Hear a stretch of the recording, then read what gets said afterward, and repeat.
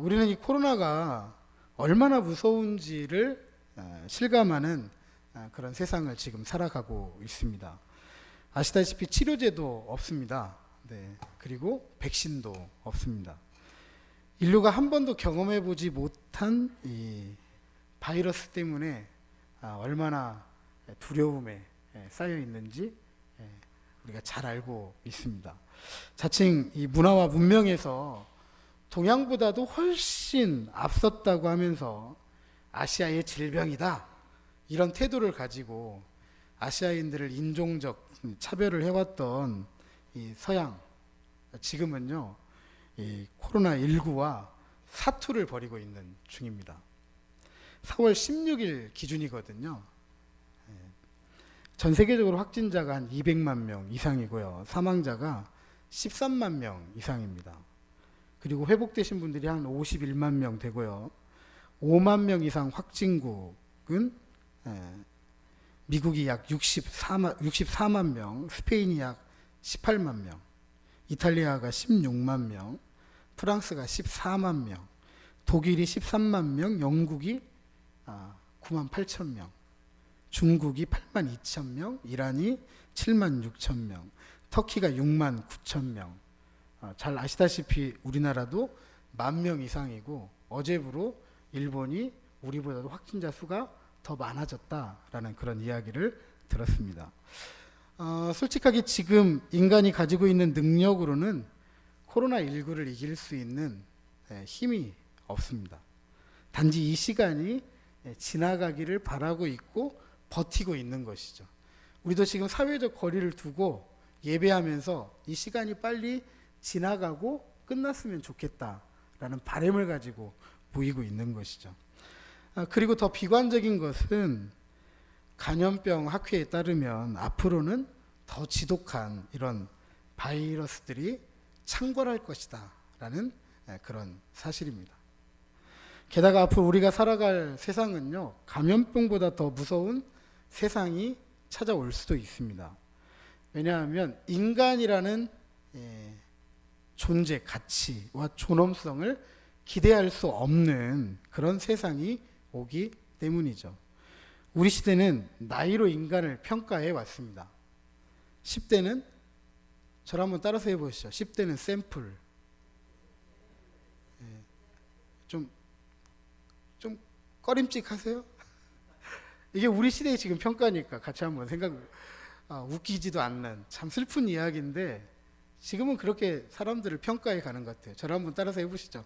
10대는 샘플, 20대는 신상, 30대는 명품, 40대는 정품, 50대는 세일 상품, 60대는 2월 상품, 70대는 창고 대방출,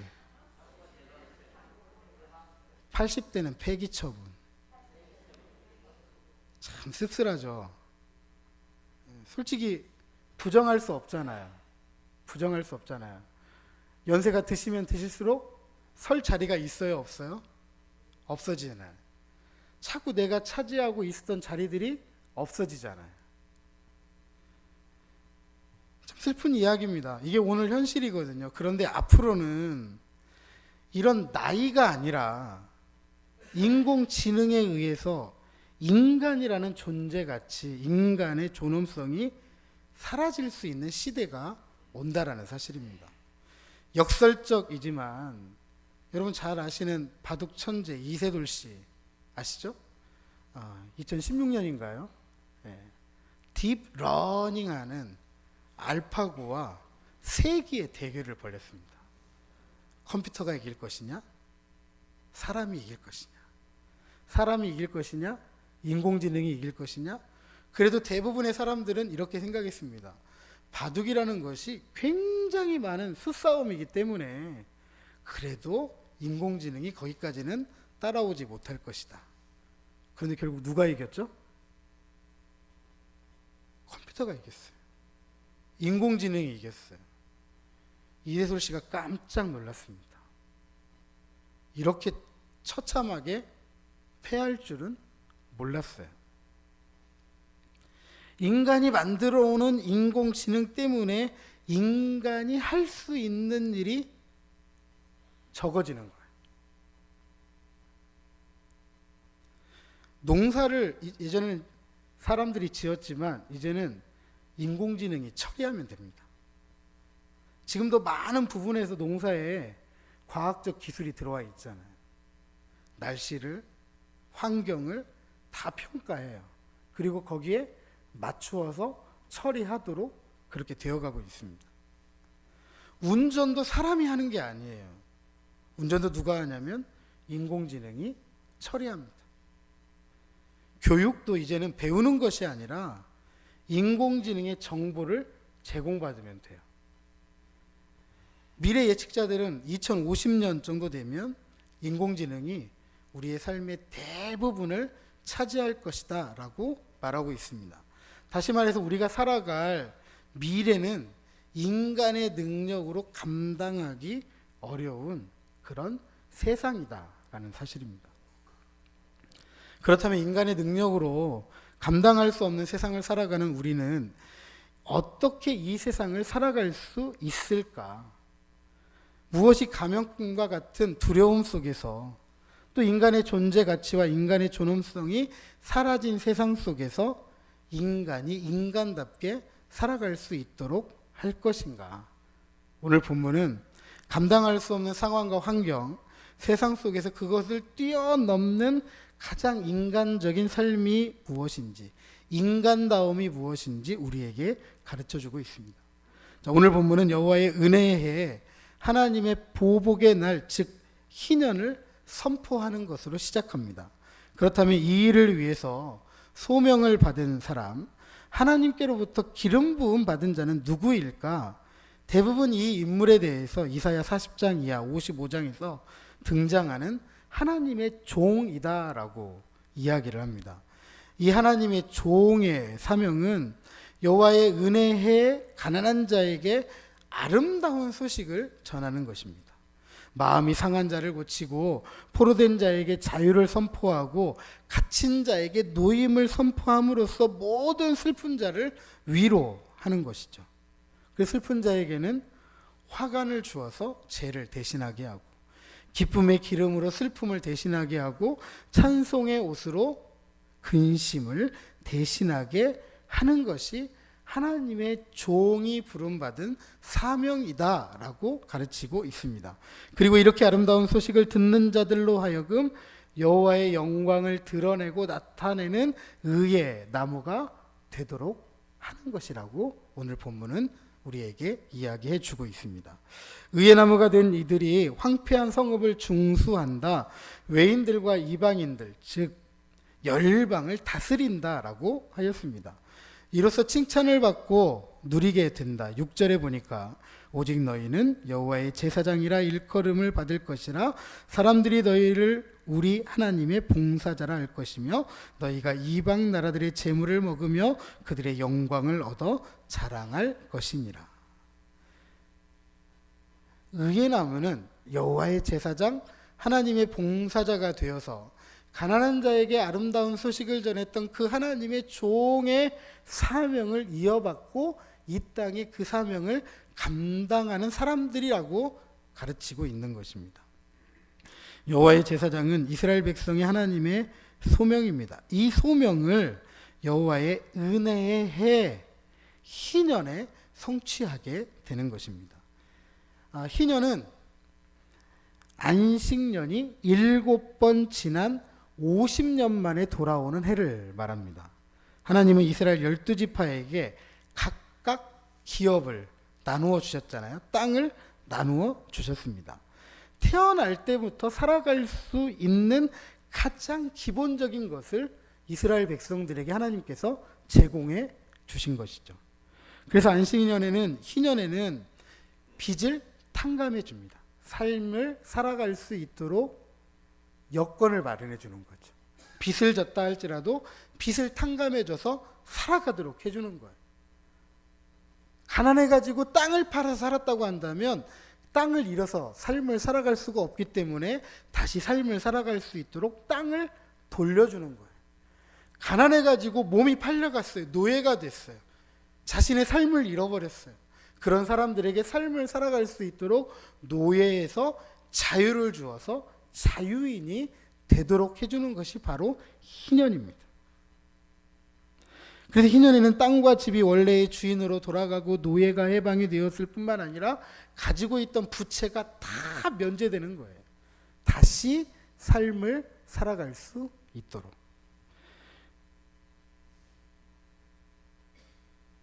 이로써 사람이 물질의 지배를 받지 않도록, 그리고 하나님만을 신뢰하고 하나님만을 신앙하도록 했을 뿐만 아니라 형제와 형제끼리, 사람과 사람 사이에 얽힌 경제적 또는 사회적, 정치적 어떤 불평등을 회복시켜줘서 이 사람으로 하여금 새로운 삶을 다시 시작할 수 있도록 만들어주는 것, 그것을 약속해주는 해가 바로 희년이었습니다.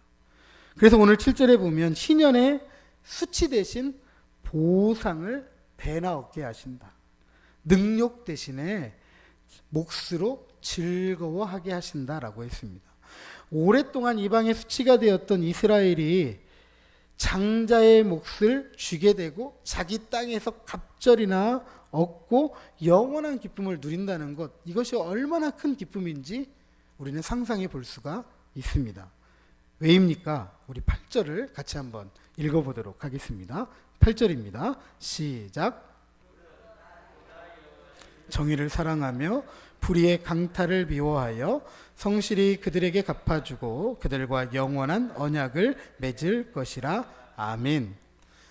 이스라엘과 언약을 맺으시고 그 언약에 신실하신 하나님께서 정의를 통해서 불의를 심판하시고 그 값을 갚아주시기 때문이다 라고 우리에게 말해주고 있습니다. 이런 하나님의 은혜를 입고 살아가는 의의 나무들, 즉 하나님의 백성들은 이방의 포로로 끌려갔던 흩어진 백성으로 역사에서 사라지고 망각되지 않고 자연스럽게 하나님께 복받은 사람들이라고 영을방을 통해서 인정을 받게 된다.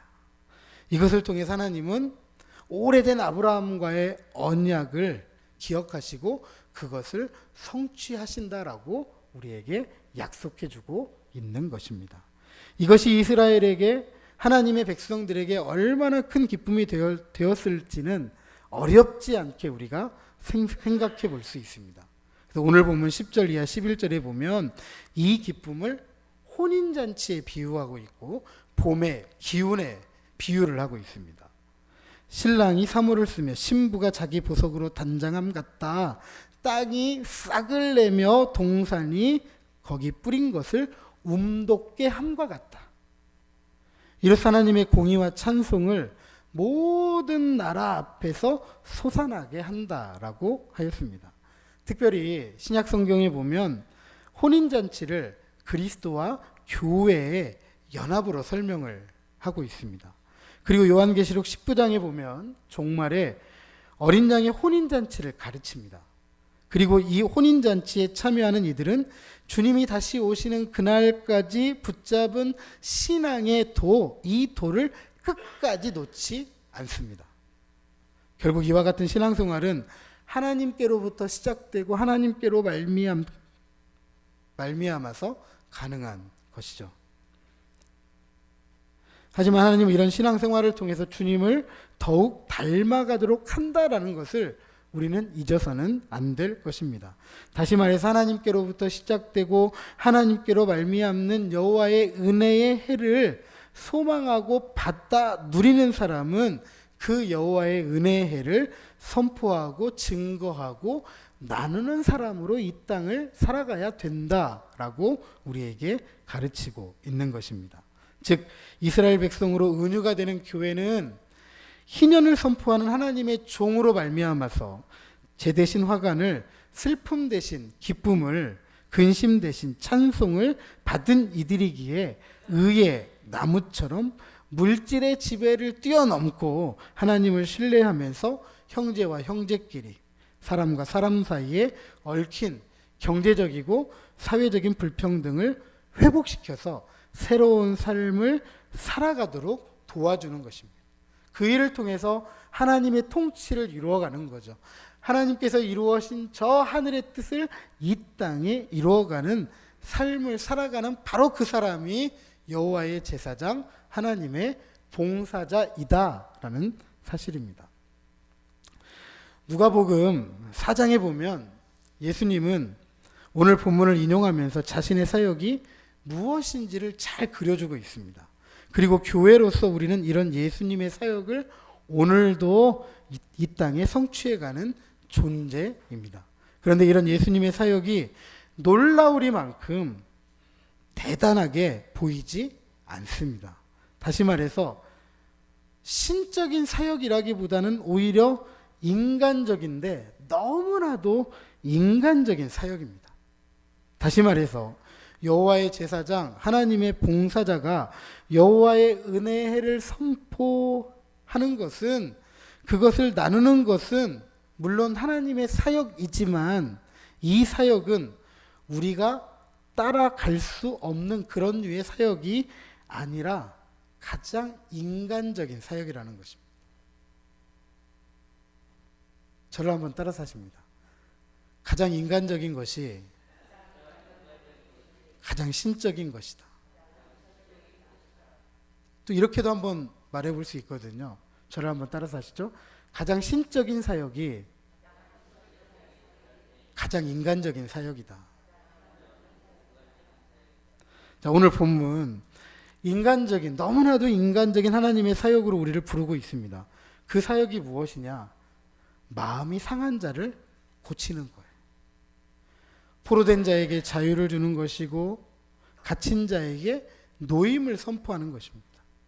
이 말씀이 이해하기 어렵다면 제 대신 화관을, 슬픔 대신 기쁨을, 근심 대신 찬송의 옷을 선물하는 것이 하나님의 사역이라는 거예요. 더 쉽게 말씀드립니다. 우리가 주님과 함께하면서 누리는 기쁨을 마음이 상한 자들과 함께, 붙잡히고 갇힌 자들과 함께 슬픔과 근심, 걱정과 염려, 불안과 두려움 속에 있는 이들과 함께 하는 것입니다. 혼인잔치의 기쁨을 함께 누리도록 만들어가는 사람들이 바로 여호와의 제사장, 하나님의 봉사자이다라는 것이죠. 저도 마찬가지이지만 코로나19를 지나가면서 그동안 교회가, 목회자가, 성도들이 세상과 함께 살아가는 것이 무엇이구나라는 것을 참 많이 몰랐다라는 것을 마음에 생각하는 기회가 되었습니다. 세상과 대화하는 법 몰랐고 세상의 빛과 소금으로 세상을 리드하기에는 너무나 부족했고 앞으로의 다가올 세상에 대해서 무엇을 가르쳐야 될지 무지했고 세상과 함께 살아가기 위해서 어떻게 처신을 해야 할지 전혀 알지 못했던 것이 바로 우리 교회의 민낯입니다. 목회자들의 민낯이고 성도들의 민낯입니다. 그냥 단지 우리만 좋으면, 우리만 괜찮으면, 지금 좋으면, 지금 괜찮으면 그런 안일한 생각을 가지고 있었다라는 사실입니다. 그리고 교회가 지금 좋고 괜찮은 것의 위협을 느낄 때 그것을 핍박이라고 하면서 세상을 정죄하고 세상과의 담을 더 높이 쌓아가고자 했던 그런 모습들도 우리가 볼 수 있었습니다. 세상과 하나님의 은혜를 선포하고 전해야 될 여호와의 제사장, 하나님의 봉사자로서 전혀 준비가 되어 있지 않다라는 것을 뼈저리게 느끼는 그런 시간이었습니다. 아니, 아예 마음이 없는 것은 아닌가라고 질문도 해보았습니다. 교회가 이런 모습이라고 한다면 의의 나무로서 황폐한 세상을 재건한다는 것, 하나님의 영광을 드러낸다는 것, 너무나 역부족이다. 그런 회의감을 갖게 되었습니다. 어찌되었든지 간에 이런 회의감 속에서 지금 한국교회는, 한국 사회가 그러는 것처럼 코로나19 이후에 교회는 어떠할 것인가, 한국교회는 어떨 것인가에 대해서 상당히 활발한 이야기를 하고 있는 중입니다. 대표적인 주제들이 이런 주제입니다. 예배의 본질이 무엇인가, 교회의 본질이 무엇인가. 최근에 교회의 가장 중요한 화두로 등장한 것인데요. 세 번째로 교회의 공공성의 문제입니다. 이런 주제들 중에서 예배의 본질이나 교회의 본질의 문제는 교회의 어떤 내적인 문제라고 할 수 있습니다. 왜냐하면 이 부분은 뭐 교회만 생각하면 되는 거지 세상하고 생각할 이유는 없기 때문에 그렇습니다. 하지만 교회의 공공성이라는 문제는 교회의 내적인 문제만 아닙니다. 교회의 문제이기도 하지만 교회가 세상에서 어떻게 세상과 함께 살아갈 수 있을까? 세상의 지배를 받지 않으면서도 세상을 리드하면서도 세상과 함께 살 수 있는 교회, 성도들은 어떠해야 되는가? 이 문제는 우리가 굉장히 관심을 갖고 생각해 보아야 될 문제이다, 주제이다라는 사실입니다. 교회의 공공성이라는 이 주제는 앞서 말씀드렸던 것처럼 혼인잔치를 세상에 알려서 마음이 상한 자들과 함께 붙잡히고 갇힌 자들과 함께 슬픔, 근심, 걱정, 염려, 불안, 두려움 속에 있는 이들과 함께 이 기쁨을 누리도록 하는 의의 나무로서 여호와의 제사장, 하나님의 봉사자인 바로 저와 여러분의 사역이자 삶이어야 된다라는 사실입니다. 아마 이 부분은 우리가 오랜 동안 준비하지 못했던 것, 생각해보지 못했던 문제이기 때문에 앞으로 많은 생각이 있어야 됩니다. 앞으로 많은 대화가 있어야 돼요. 자, 그렇다면 인간의 능력을 뛰어넘어서 감당할 수 없는 상황과 환경, 이 세상 속에서 그것을 뛰어넘는 가장 인간적인 인간다운 삶은 무엇일까? 결론적으로 그것은 인간다움입니다. 인간다움. 지금까지 우리는 오늘 본문을 통해서 신적인 사역으로서의 여호와의 제사장, 하나님의 봉사자로서의 사역은 인간적이다. 아니, 너무나도 인간적이다라는 것을 알 수 있었습니다. 교회의 공공성은 바로 인간적인, 너무나도 인간적인 사역에서부터 시작합니다. 그리고 너무나도 인간적인 교회의 공공성은 결국 인간의 능력을 뛰어넘어서 감당할 수 없는 세상을 넉넉하게 이기고 승리하면서 함께 살아가도록 하는 것이죠. 결국 가장 인간다운 삶을 통해서 우리는 코로나19와 같은 감염병도 이겨내고 인공지능으로 대치되는 세상에서 인간의 존재가치, 인간의 존엄성을 지킬 수 있는 것입니다.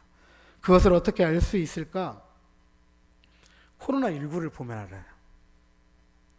200만 명 이상이 되는 코로나19 확진자,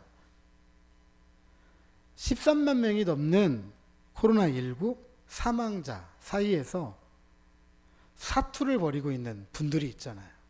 방역 관계자들, 의료진들, 정부 관계, 부처 관계자들. 물론 의무감 때문에 할 수도 있습니다. 책임감 때문에도 할 수 있고요. 사명감 때문에도 할 수 있습니다. 다양한 이유 때문에 이 일에 참여할 수가 있습니다. 우리 모두가 그런 것처럼 어느 누구도 생명을 보장받고 그 일을 하는 것은 아니죠. 이 일을 통해서 물론 죽음을 맞이하는 안타까운 일을 우리가 보기도 하고 듣기도 합니다. 한 사람이라도 지키고 살리기 위해서 저들의 생명을 담보하고 있다라는 것, 부정할 수 있는 사람은 한 명도 없을 것 같아요. 만약에 이것을 부정한다고 하면 정말 그 사람은 비열하고 뻔뻔하다고 생각이 됩니다. 자기가 그 입장이 안 돼봤잖아요. 그렇죠? 이런 모습 속에서 인간의 존재가치, 존엄성 우리가 다시 한번 생각할 수 있고요. 이들에 대한 찬사가 전 세계적으로 이어지고 있는 모습을 보게 됩니다. 뭐 예를 들자면 영국에서는 저녁에 8시만 되면 문 밖에 나와서 박수를 칩니다. 누구를 찾아가서 박수를 치는 게 아니라 코로나19와 사투를 벌이고 있는 분들을 위해서 박수로 격려합니다. 찾아가는 건 아니지만 문 밖에 나와서 함께 박수를 쳐요. 엊그저께인가요? 우리나라에서도 이 일에 동참하는 마음으로 한강을 따라서 블루라이트를 켜기로 했습니다. 또 뿐만 아니라 수어인데요. 상대방을 가장 존경한다, 높인다라는 의미에서 이런 방식으로 방역 관계자들, 의료진들, 이런 사투를 벌이고 있는 분들에게 존경의 표시를 함께 하자라고 정부에서 캠페인을 벌이고 있습니다. 결국 감당할 수 없는 감염병도 인간적이지만 너무나도 인간적인 이 인류애로 통해서 이겨내는 것이죠. 함께 하기 때문에 이겨내는 거예요. 너만 하면 이겨내는 게 아니라 함께 하기 때문에 이겨내는 거예요. 우리나라 코로나19 확진자 수가 이렇게까지 줄은 이유는 무엇 때문이죠? 우리 모두가 함께 해줬기 때문에 그래요. 우리 모두가. 서로가 서로를 지켜주는 인류애가 있었기 때문에 세계 최강국들이 있지만 그런 강국들 속에서도 우리 같은 작은 나라에 손 내밀 수 있도록 한 게 바로 인류애예요. 인류애. 우리나라 진단 키트를 받아가기 위해서 전 세계에서 손을 내밀고 있습니다.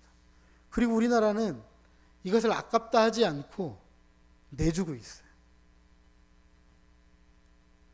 다른 나라들은 다 자기 살겠다고 문 닫을 때 우리나라는 끝까지 문 닫지 않았습니다.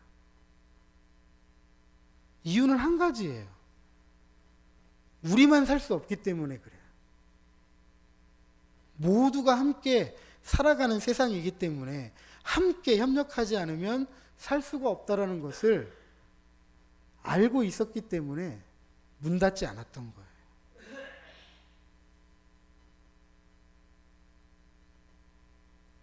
이게 인류애예요. 여러분들은 가장 인간적인 인류애를 실천했지만 바로 이 인류애가 인류를 살리는 일이었고 이 인류를 살리는 일이 누구의 일이라고요? 바로 하나님의 일이라는 거죠. 그게 여호와의 제사장 하나님의 봉사자가 해야 될 일이라는 것입니다. 그리고 우리는 이는 인류애를 위해서 즉 인공지능으로 대치되는 시대에서도 인간의 존재 가치와 존엄을 지키고 살아가기 위해서 우리는 항상 우리를 생각해야 돼요. 나를 생각하는 게 아니라 너를 생각하고 우리를 생각해야 돼요. 우리를 생각하지 않으면 절대로 여호와의 제사장 하나님의 봉사자로 이 땅에 하나님의 혼인잔치의 기쁨을 나눌 수가 없습니다. 왜냐하면 우리 안에는 마음이 상한 이들, 붙잡히고 갇힌 이들, 슬픔과 근심, 걱정과 염려, 불안과 두려움 속에 있는 이들이 함께하고 있기 때문에 그렇습니다. 교회의 공공성에는 항상 우리가 있습니다. 이 우리를 위한 인간적인, 너무나도 인간적인 사역을 통해서 우리는 함께 인간의 존재 가치와 존엄성을 지키고 살아갈 수 있습니다. 주님이 가져오시는 나라는 바로 인간적인, 너무나도 인간적인 인간다움이 회복되는 나라입니다. 그래서 오늘 우리는 지금 나만 괜찮으면 되는 것이 아니라 지금 우리가 괜찮은 세상으로 만들어 가기 위해서 함께 생각하고 고민하고 행동해야 합니다. 인간적인, 너무나도 인간적인 생각과 고민 그리고 행동이야말로 주님이 가져오시는 그 나라를 오늘 나누고 누리도록 하는 여호와의 제사장, 하나님의 봉사자들로서 교회인 저와 여러분의 우리들의 삶의 태도입니다. 사랑하는 성도 여러분, 우리가 맞이하게 될, 우리 자녀손들이 맞이하게 될 세상은 지금보다 훨씬 더 절망적이고 비극적일 것입니다. 이런 절망과 비극적인 상황을 일찍이 이스라엘은 자신들의 역사를 통해서 경험했습니다. 삶이 완전히 찢겨버리고 짓밟히는 것이 무엇인지, 그로 인해서 주어진 마음의 상처, 슬픔과 근심, 걱정과 염려, 불안과 두려움이 무엇인지를 이스라엘 백성들은 알았습니다. 그러나 하나님은 결코 저들을 버리지 않았고 오래된 언약을 기억했던 것처럼 오늘도 하나님은 그 언약을 기억하시고 우리들에게 하나님의 은혜해를 선포하시는 줄로 믿으시기 바랍니다.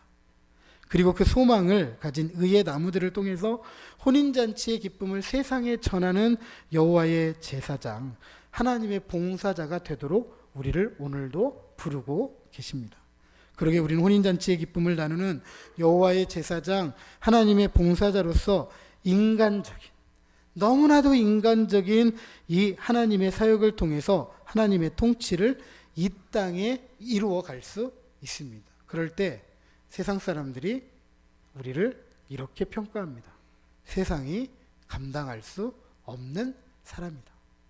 하나님께 복받은 사람들이다.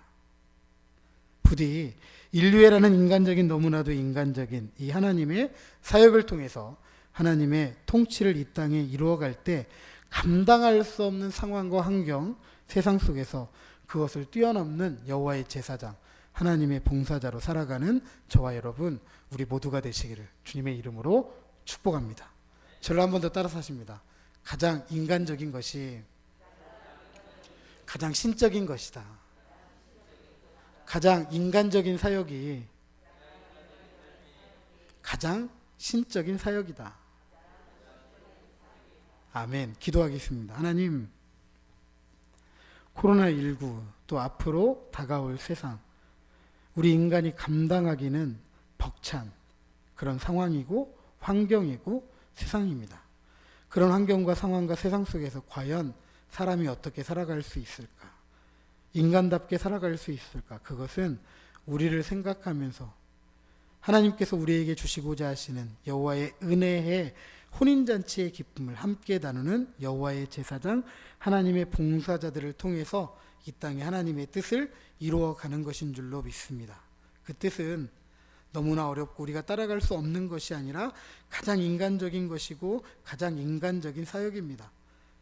가장 인간적인 것이 신적인 것이고 가장 인간적인 것이 하나님의 사역인 줄로 알고, 아버지 하나님, 우리 주변에 있는 마음이 상한 이들, 슬픔과 근심과 걱정과 염려와 불안과 두려움 속에 있는 이들, 붙잡히고 갇힌 이들 결코 우리가 외면치 않게 해주시고 하나님의 이 거룩한 기쁨을 전하고 함께 나누면서 그 기쁨을 가지고 다시 오시는 주님의 나라를 준비하고 살아가는 믿음의 사람들, 우리 명덕의 온 가족들 되어질 수 있도록 축복해 주시고, 참된 여호와의 제사장, 하나님의 봉사자로 명덕리 5개 마을을 우리가 함께 섬길 때마다 우리 명덕리 5개 마을의 주민들로부터, 세상 사람들로부터 세상이 감당할 수 없는 하나님께 복받은 사람, 바로 우리 모두가 되어질 수 있도록 축복해 주시옵소서. 예수님 이름으로 기도합니다. 아멘.